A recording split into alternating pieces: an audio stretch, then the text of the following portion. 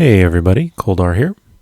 We're looking at Heroic Stone Guard in Mogu'shan Vaults, and I've created a special animation that will explain exactly how we handle the energy and tanking guardian mechanics in this fight, because it's really important. It's really the most important aspect to it. And so that'll play up front here in a moment, and then once that animation is over, we'll go back through the footage of the fight, and I'll explain exactly what's happening in the normal commentary style. So here we go. First, let's briefly review what energy does in this encounter and why it matters. There are 4 unique guardians in this fight: Cobalt, Jade, Jasper, and Amethyst. However, due to the smaller raid size of 10 man, you will only ever face a random set of 3 guardians determined each weekly reset. When any 2 or more guardians are near each other within approximately 10 to 15 yards, they will both gain the True Form ability, causing them to gain energy at a rate of 2 energy per second, up to a total of 100 energy at max. Therefore, any guardian that is gaining energy can only be allowed to do so for a total of 50 seconds before it reaches full energy. Once a guardian reaches full energy, it immediately triggers the Overload ability corresponding to the appropriate color for that guardian. All versions of Overload deal 500,000 damage on heroic difficulty to the entire raid, causing an instant wipe. Major bummer. However, moving a guardian away from all other guardians will cause it to lose the True Form buff, and halt all energy gains until it is nearby another guardian at some point in the future. In the meantime, to prevent keeping guardians alone at all times, the ungrouped guardian will gain the Stone Form buff, which reduces all damage taken by 90%. Complicating all this even further is the petrification buff, which will almost always be active on one and only one random guardian throughout the encounter. While petrification is active, it reduces all damage done to all raid members of the matching elemental type by 90%. However, petrification also begins to stack on the raid, reducing movement speed with every stack. At 100 stacks, the raid is turned to stone and the fight is lost. Petrification stacks at a rate of 1.25 stacks per second, so a fair bit slower than the rate energy is gained, but these stacks must be removed eventually to prevent the raid from turning to stone. To remove petrification, the raid must force an overload to occur by allowing a guardian to reach full energy. Since overload does such massive damage, on heroic at least, it is absolutely necessary that one simple rule is followed. When a guardian gains petrification, that same guardian must be the next guardian to overload, thereby reducing the overload damage from that explosion by 90% due to petrification, and this takes the damage from 500,000 down to 50,000. Properly managing the energy levels of the guardians in relation to the random petrification is the most important aspect of this encounter and requires your tanks to be on the ball. I'll explain the best, most basic way to handle energy with a few example scenarios.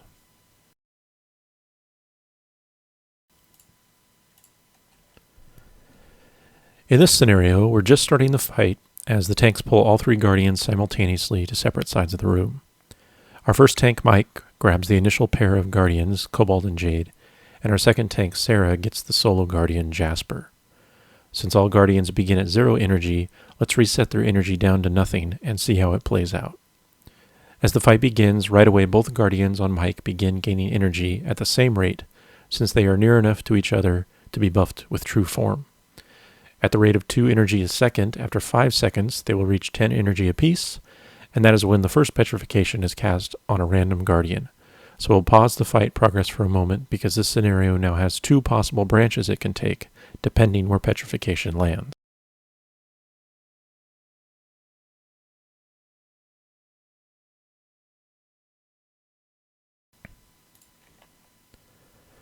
For this first branch, we'll assume the petrification lands on one of the 2 guardians that are grouped up on Mike. Since it doesn't matter which it lands on, and it can be either, we'll say it lands on Jade for now.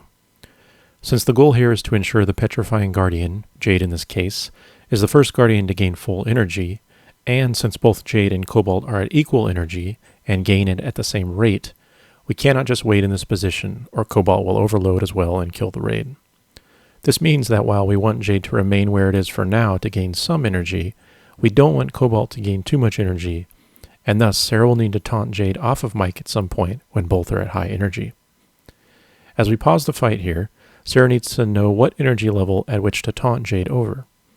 While it is tempting to taunt Jade very early, thinking that keeping Cobalt energy lower is better, remember that this simply transfers that extra energy gain away from Cobalt and onto the Jasper Guardian that Sarah is already tanking.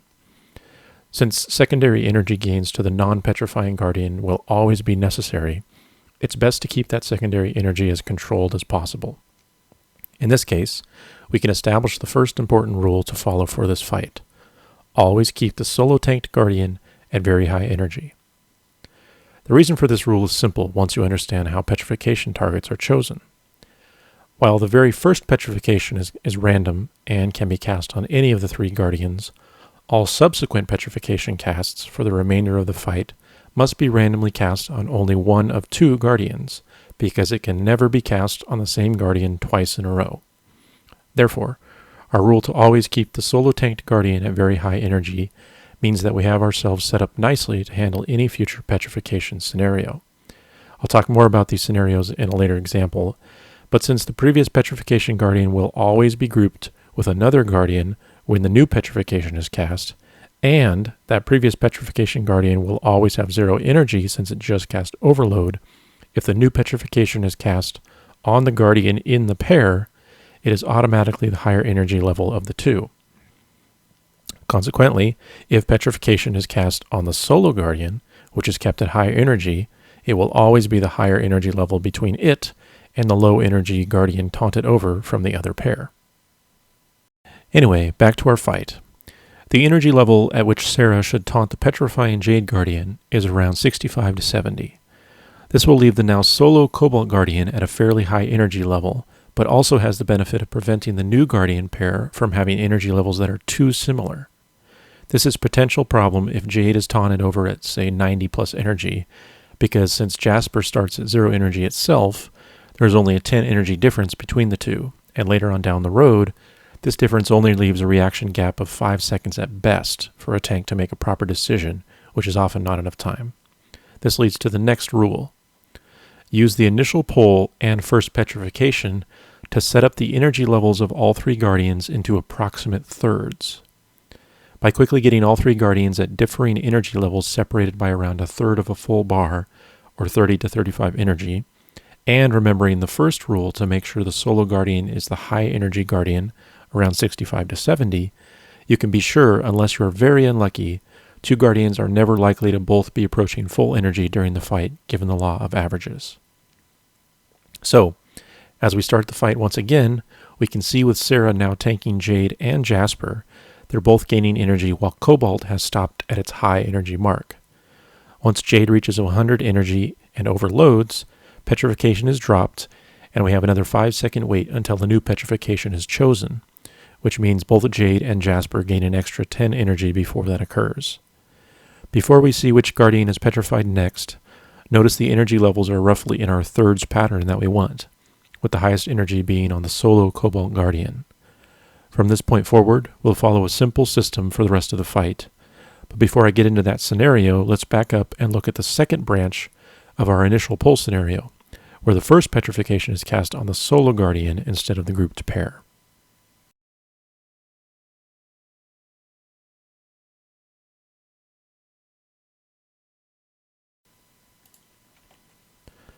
For the second branch, this time the first petrification is cast on the solo Jasper Guardian on Sarah. Since this Guardian is at 0 energy and has stone form, and thus isn't gaining energy, Sarah needs to taunt a Guardian over to her immediately to allow the Jasper to start gaining energy right away. Since both the Jade and Cobalt Guardians are at equal energy now, it doesn't matter which Sarah chooses. So as we resume the fight, she decides to taunt Cobalt over. Now Cobalt and Jasper are grouped and gaining energy. But since Cobalt has higher starting energy, Mike will need to taunt the petrifying Jasper off of Sarah at some point to prevent Cobalt from overloading first. Again, following our first 2 rules to try to keep energy levels in approximate thirds, and force the solo Guardian to be the highest, Mike decides to wait until Cobalt reaches 65 to 70 energy, and then taunts Jasper over to him. Now Mike just has to keep Jasper and Jade on him for a short time until Jasper reaches full energy and overloads, at which point we've got our second rule of thirds satisfied following the first overload, and the second possible branch in our initial pull scenario is fulfilled. Now we can move on to the primary scenario.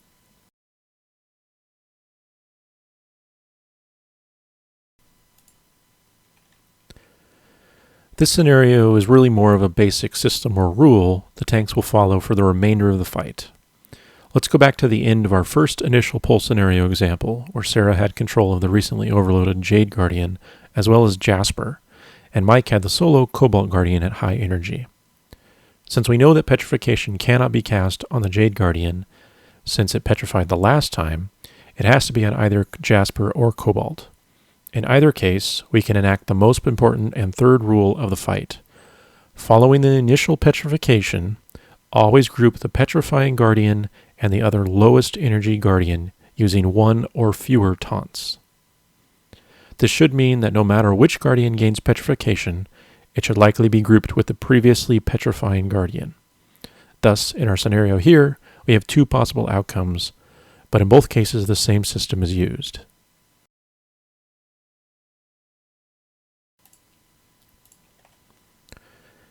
If the currently solo Cobalt Guardian gains petrification next, to keep with the rule of grouping the petrifying Guardian with the lowest energy other Guardian, Mike simply taunts the Jade Guardian over and holds it there. Again, following our second rule, ideally Mike should wait a moment to do this until the Guardian that will remain solo, Jasper in this case, is nearing a high energy level. Once Mike is taunted and the Cobalt Guardian gets full energy and overloads, we again wait 5 seconds or 10 more energy until the next petrification is chosen. Since we just saw an example of when petrification is on the solo Guardian, and it can't be on the same Guardian twice in a row, let's see what happens when it's cast on the grouped Guardian next.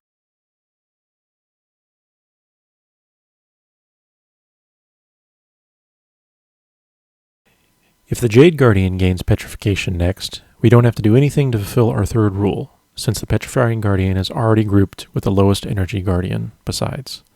We simply stay in these positions and wait for Jade to overload, and the process keeps going like this ad nauseum until the fight ends and fat loots can be had by all.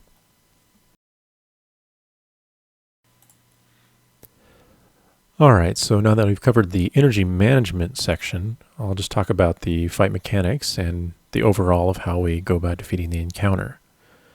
So briefly, I should also mention that the way we handle the energy for the Guardians and the tank swaps and whatnot means that the two attackable Guardians that are grouped up at any given moment are not always going to be on the same tank. They swap sides very frequently. We found this was better when learning how to handle energy because you only have to use one taunt in most cases to do a swap, and this is easier for your tanks to learn. But it also has the negative effect that it requires your melee DPS to move to the other side very frequently when the pair swaps to the other side. So just factor that in when you're getting started on this encounter. Anyway, you'll notice that we did not get the Jasper Guardian for this week's reset, so arguably that's pretty lucky. The Jasper and the Cobalt are definitely the most dangerous. Jasper's main ability is Jasper Chains, and the way this works is it's cast on 2 random raid members, and those 2 players are linked together. If they're within 10 yards or less, nothing bad happens. They just can stand there with the chains on them forever. But once they get further than 10 yards apart, they'll start to take fire damage every second. The first tick is 35,000 damage, and then every subsequent tick is increased by 25%, and it stacks. So when you are at 8 stacks or higher, after 8 seconds of being apart, you're going to take 100,000 damage or more every tick. So it's very, very dangerous. That said, if you can find time to separate from the other chain player for a total of 15 seconds, it doesn't have to be 15 consecutive seconds, but just a total. So 8 at one point, 7 at another, something like that. The chains will break, and then you don't have to worry about it until it's cast again. So in this scenario, if you have chains, especially on heroic, the best way to deal with them is to stay close to your chain person until the Jasper Guardian is petrifying. And of course, this reduces the damage you take by 90% from fire effects, such as chains. So then you can have everyone in the raids break their chains, and as long as the petrification is lasting long enough to break that chain, you won't really take any major damage and you'll be fine. Anyway, so the rest of the Guardians here, Kobold's probably the next most dangerous, the blue one, and it casts the little ice graphic under a random raid member. And this is sort of an ice bomb. It has an activation time, and then once it's activated, any player that steps in it triggers the bomb, and it will do major frost damage to anyone that's in there. It also roots them in place. The root can be dispelled with magic dispel. And then if you can use like a freedom effect or something to prevent the root, but the damage does still hit you. So just be careful of that. Other than that, Cobalt is probably the most spiky damage that you can get because the bombs just do a huge amount of damage. But Chains does more total damage if you're not careful. As for clearing the Cobalt mines, the easiest thing, again, is to wait for a Cobalt petrification and then have everyone in your raid step into nearby mines on the ground to clear them out without taking any real damage. This is really important to keep the room as empty for mines as possible so that your raid can move around as much as they need to. Next up we have, it's really a toss-up, probably Amethyst is the next most dangerous. It will drop the shadow puddles on the ground, and these do heavy damage to anyone standing in them. Pretty obvious. Just move to the side. You can't get rid of them in any way, so you just have to let them expire on their own. So your room will start to get filled up, as you can see here. It's getting a little hectic there. And then finally we have Jade. Jade's only extra ability is that he'll randomly shoot shards of Jade out to everyone in the raid. You can't avoid the damage in any way, other than being petrified and taking less. So in that sense, it's really the easiest Guardian because there's nothing special to do. You just have to heal through the damage. Okay, so we've covered that. And as you know from the energy section, when the Guardians reach full energy and they overload, you have to be petrifying that so you don't get instantly wiped. Other than that, everything is like normal except for the new ability on Heroic, which if you look on the sides of the room, you'll notice there's some tiles that are sort of light color lit up. These tiles are the extra mechanic. So I'll loop back through the fight here and talk about how these tiles work and how it plays into the overall strategy of the fight. Alright, so as you initially begin the poll, the first thing you want to do is start to activate all the tiles on the floor that you can as quickly as possible. So to energize a tile, you'll notice that there are some crystals on the spawn locations of the Guardians, the little platforms. And each crystal is color-coded to the Guardian it came from. Any player can right-click on the crystal, and they'll immediately get a living buff on them, corresponding to the color of the Guardian. So living Cobalt, living Amethyst, etc. Once you're buffed with this, you'll take 6,000 damage per second per stack of the buff. So you start at 10 stacks, so 60,000 damage for the first second. And then every time you step over a non-energized tile, you'll immediately energize that tile underneath you, but you'll also lose a stack of the living buff. So if you're quick about it, you can grab a 10 stack and then start running really quick, dropping tiles as you go, and not take very much damage. That said, the safest way to do it is to only activate the crystal for the currently petrifying Guardian.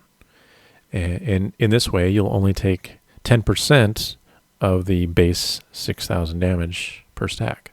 Basically nothing. So, when you initially pull the fight to get energized tiles going as quick as possible, you want everyone that you can afford, which in our case was all our DPS, to click on the crystal for the currently petrified Guardian, and then start running around activating tiles. And then what we did is we had our DPS go back and do it a second time immediately. So each DPS would drop 20 tiles in total right at the start. We used 3 healers on this first kill. So 5 DPS means 20 each, or 100 total energized tiles. Each tile that you energize will increase your raid's damage by 1%, and your spirit by 1%. So 100% extra damage, and it should only take you 20 or 30 seconds for everyone to do it twice. It's a really great way to get things going quickly. That said, subsequent weeks, well, 1 week since this video was made, we did it with 2 healers, and it wasn't that much of a problem. So, you know, if you can add another DPS, that's another way to get a little bit more tiles going on. Either way, as soon as you get these tiles out in a couple sets and you're comfortable with the number you have, you can start DPSing back on the Guardians like normal. Just keep in mind that 2 times throughout the fight, the energized tiles will be disappearing. So at 75% health and 40% health for the Guardians, they will use Power Down, which gets rid of all the energized tiles at the moment. As soon as this happens, you need to check what the current petrification is that's active, and if there's enough time left on it, so probably at least 20 seconds or more, have everyone go grab the petrification for that color or that crystal and start dropping tiles again immediately. Just make sure you don't grab one just as petrification is ending, meaning that Guardian is overloading, or you could do a lot of damage to yourself unexpectedly. Anyway, so the important thing is just to get those tiles energized immediately after they're reset, because otherwise you're just wasting that much more damage and time and, of course, healer mana that you could be gaining otherwise. Also, it's a good time to use raid cooldowns. We tended to use our raid cooldowns after the power down hit, just so we would have a little bit more survival during those downtimes. So yeah, that's the tile management. It's not that difficult, really. One thing that I should mention is we did have our DPS sort of split. So regardless of which side the crystal was being activated from, we had a couple DPS that would always go to the opposite side and sort of thereby leave a little bit more room on the side that the crystal was on for the remaining DPS to run around, since the room tends to get really full with stuff on the ground very quickly, as you can see here.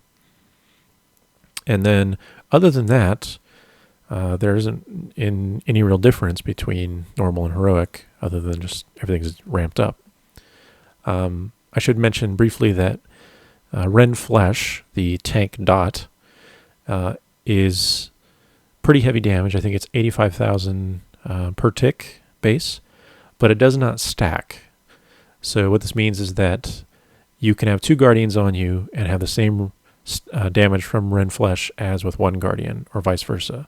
And since their melee or white hits are not that severe, the main damage is really going to be the Ren Flesh debuff. So it doesn't really matter which of your tanks has 2 dogs on them. Your quote-unquote off tank that might be slightly under-geared is pretty much going to still take the same damage as your main tank, even if they're tanking 2 dogs. That's why the swapping for energy levels is not as important as the strategy itself. Yeah, so I think that's about it. It's kind of a chaotic fight, but once you get used to the energy swaps and handling overload and petrification and all that, things will sort of come together. So that's Heroic Stoneguard. Good luck, and thanks for watching.